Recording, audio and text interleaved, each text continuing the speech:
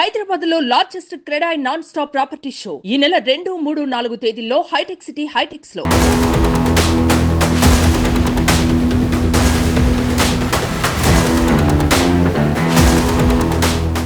AP రాజధాని అమరావతి నిర్మాణ పనులు స్పీడప్ అందుకున్నాయా? సీడ్ క్యాపిటల్ అభివృద్ధి కోసం సింగపూర్తో మరోసారి చంద్రబాబు సర్కార్ చర్చలు జరపనుందా? కరకట్ట రోడ్డు దశ తిరగనుందా? రాజధానికి భూములిచ్చిన రైతుల విషయంలో సీఎం చంద్రబాబు తీసుకున్న నిర్ణయం ఏంటి? సిఆర్డీఏ పరిధిలోకి ఆ 2 జిల్లాలు యాడ్ అయ్యాయా? కృష్ణానదిపై ఐకానిక్ బ్రిడ్జిలు ఎప్పటికల్లా పూర్తి కానున్నాయి?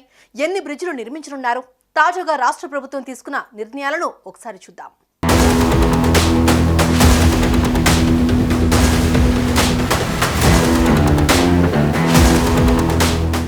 ఏపీలో కూటమి ప్రభుత్వం ఏర్పడిన నాటి నుంచి అమరావతిలో పనులు వేగంగా జరుగుతున్నాయి. అమరావతికి పూర్వ వైభవం తీసుకొచ్చేందుకు సీఎం చంద్రబాబు తీవ్రంగా కృషి చేస్తున్నారు. తాజాగా చంద్రబాబు అధ్యక్షతన జరిగిన సిఆర్డీఏ సమావేశంలో పలు కీలక నిర్ణయాలు తీసుకున్నారు. మరికొన్ని ప్రాంతాలను రాజధాని ప్రాంతంలో చేర్చుతున్నట్లు ప్రకటించారు. బాపట్ల, పల్నాడు ప్రాంతాలను రాజధాని పరిధిలోకి తీసుకొస్తూ నిర్ణయం తీసుకున్నారు. ప్రభుత్వం తీసుకున్న ఈ నిర్ణయంతో రాజధాని ప్రాంతం మరింత పెరగనుంది. సిఆర్డీఏ పరిధిని 8,352.69 చదరపు కిలోమీటర్లుగా అప్పట్లో ప్రభుత్వం ఖరారు చేసింది. ఆ మొత్తం ప్రాంతానికి ముసాయిదా ప్రణాళిక సిద్ధమైంది. వైసీపీ అధికారంలోకి వచ్చాక సిఆర్డీఏ పరిధిని 6,993.24 చదరపు కిలోమీటర్లకు తగ్గించింది. సిఆర్డీఏ నుంచి కొన్ని ప్రాంతాలను తొలగించి కొత్తగా పల్నాడు, బాపట్ల డెవలప్మెంట్ అథారిటీలు ఏర్పాటు చేసింది. ఇప్పుడు సిఆర్డీఏ పరిధిని మళ్లీ 8,352.69 చదరపు కిలోమీటర్లకు పునరుద్ధరిస్తారు.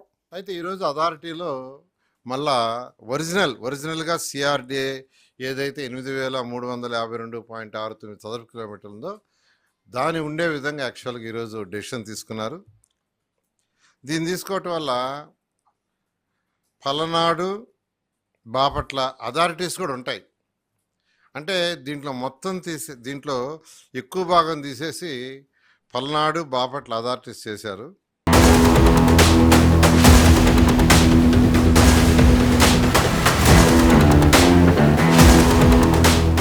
రాజధాని ప్రాంతంలోని రైతులకు సీఎం చంద్రబాబు గుడ్ న్యూస్ చెప్పారు. రాజధాని కోసం భూములిచ్చిన రైతుల కౌలు డబ్బులు మరో 5 ఏళ్ల పాటు పెంచుతూ ప్రభుత్వం నిర్ణయం తీసుకుంది. ఏపీ రాజధానికి రైతులు 30,000 ఎకరాల వరకు భూములివ్వగా ప్రతి ఎకరానికి 10 ఏళ్ల పాటు ప్రభుత్వం వార్షిక కౌలు చెల్లించాలని చంద్రబాబు ప్రభుత్వం సిఆర్డీఏ నిర్ణయించింది. ఈ గడువు ముగియడంతో మరో 5 ఏళ్ల పాటు కౌలు అందించాలని ప్రభుత్వం తాజాగా నిర్ణయం తీసుకుంది. రాజధానిలో భూమి లేని పేదలకు చెల్లిస్తున్న పింఛను కూడా మరో 5 ఏళ్ల పాటు ఇస్తారు. వేరే పనులు చేసుకుంటున్న వారికి నిలిపివేసిన పింఛన్లను పునరుద్ధరించడంపై కేబినెట్లో చర్చించి నిర్ణయిస్తారు.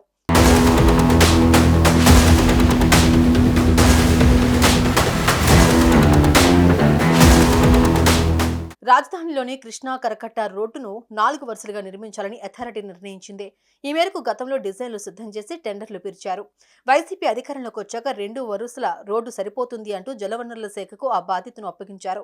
ఆ పనులు ఆగిపోయాయి. ఆ రోడ్డును గతంలో డిజైన్ చేసినట్లే టెండర్లు పిలిచి వీలైనంత త్వరగా పనులు చేపట్టాలని సీఎం ఆదేశించారు. రాజధానిలోని సీడ్ యాక్సెస్ రహదారిని మొదట చెన్నై, కోల్కతా జాతీయ రహదారితో అనుసంధానం చేయాలని అప్పట్లో అనుకున్నారు. ఇప్పుడు రాజధానిలోని E5, E11, E13, E15 రోడ్లను జాతీయ రహదారితో అనుసంధానిస్తారు. అలాగే హ్యాపీనెస్ట్ ప్రాజెక్టును తిరిగి ప్రారంభించాలని నిర్ణయించారు. సీడ్ యాక్సెస్ రోడ్డు ఒక్కటే గత ప్రభుత్వం ఉన్నప్పుడు దాన్ని కలపడానికి ఫస్ట్ అంటే స్టార్టింగ్ ఒక రోడ్డు వేస్తాం అనుకున్నాం. అయితే రీసెంట్గా స్టడీలో ఏంటంటే E5,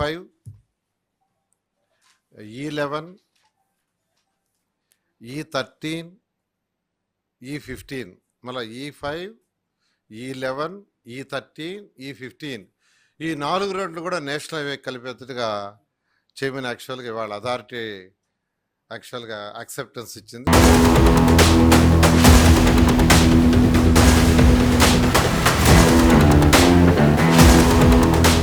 కృష్ణానదిపై ORR, IRR, తూర్పు, పశ్చిమ బైపాసులకు వచ్చే 6 బ్రిడ్జిలను ఐకానిక్ గా నిర్మించాలని కూటమి ప్రభుత్వం నిర్ణయం తీసుకుంది. ప్రస్తుతం పశ్చిమ బైపాస్ కు బ్రిడ్జ్ నిర్మాణంలో ఉండగా అది కాకుండా మరో 5 బ్రిడ్జిలు రానున్నాయి. ఇన్ని బ్రిడ్జిలు రానున్న నేపథ్యంలో గతంలో అటు ఇబ్రహీంపట్నం నుంచి ఇటు అమరావతికి తలపెట్టిన ఐకానిక్ బ్రిడ్జ్ అవసరమా లేదా అన్నదానిపై అధ్యయనం చేసి నిర్ణయం తీసుకోనున్నారు. ఇక సింగపూర్ ప్రభుత్వంతో గతంలో చేసుకున్న ఒప్పందాన్ని మధ్యలో వైసీపీ ప్రభుత్వం రద్దు చేయడంతో తిరిగి ఆ దేశంతో సంప్రదింపులు జరపాలని సిఆర్డీఏ భేటీలో నిర్ణయించారు. గత ఒప్పందం ప్రకారం స్టార్ట్అప్ ప్రాంతాన్ని సింగపూర్ అభివృద్ధి చేసేలా ప్రయత్నాలు చేయనున్నారు. అయితే ఏపీలో ప్రభుత్వాలు మారినప్పుడల్లా విధానాలు మారిపోతున్న నేపథ్యంలో మరోసారి సింగపూర్ అమరావతిలో రీఎంట్రీ ఇస్తుందా అన్న ప్రశ్నలు తలెత్తుతున్నాయి. ఈ నేపథ్యంలో చంద్రబాబు ప్రభుత్వం వారిని ఎలా ఒప్పిస్తుంది అన్న చర్చ మొదలైంది.